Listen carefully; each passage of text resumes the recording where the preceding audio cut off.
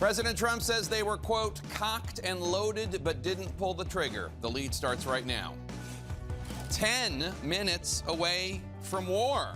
Today, the president explains his decision to call off the strike on Iran and the about face, seemingly only highlighting the chaos in his administration. From the fish fry to the fire, 2020 Democrats flood a key early state filled with key African-American voters as the frontrunner in the race tries to shake off a racial controversy. Plus, going to the mattresses, Republicans in one state fleeing the Capitol and tell state police to come heavily armed if they want to get them. What legislation has them literally running from the law?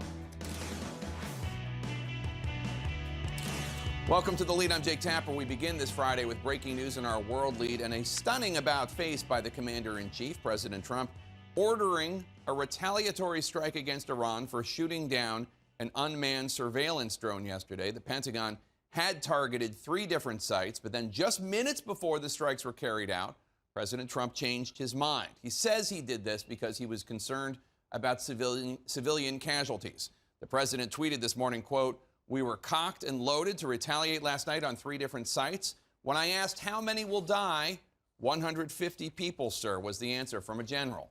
10 minutes before the strike, I stopped it. Not proportionate to shooting down an unmanned drone. I am in no hurry, unquote.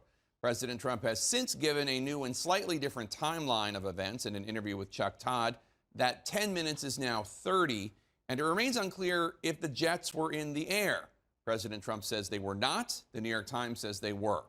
Moreover, the comments raise the question as to why President Trump did not know until that moment about the potential death toll.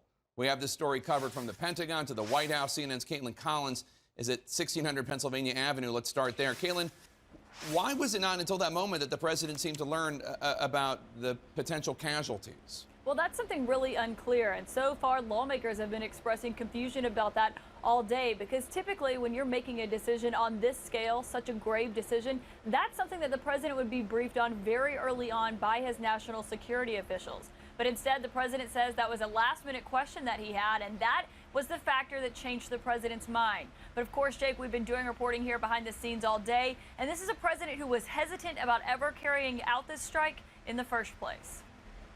I didn't think it was proportionate. Today, President Trump explaining his last-minute decision to call off his planned strike on Iran.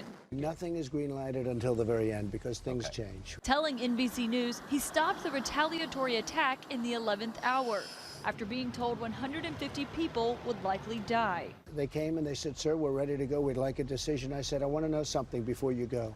How many people will be killed?" It's information the commander-in-chief would typically get when being presented with military options.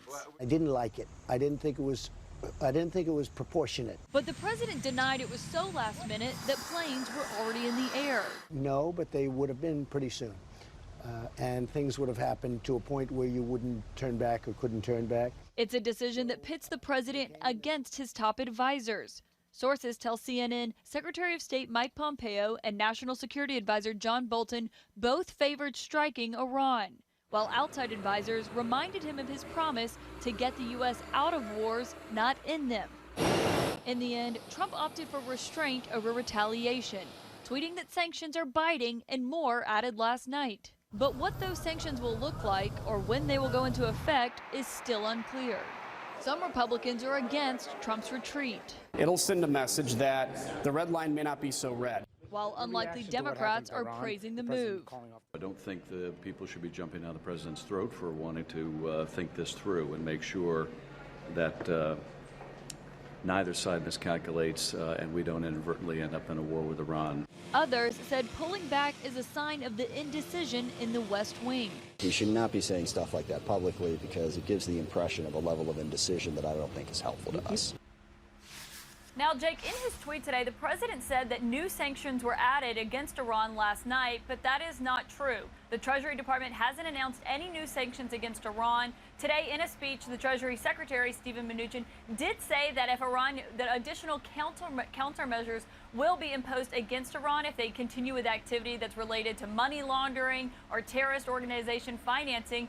But we asked the White House, why did the president make this claim about more sanctions being imposed if they have not?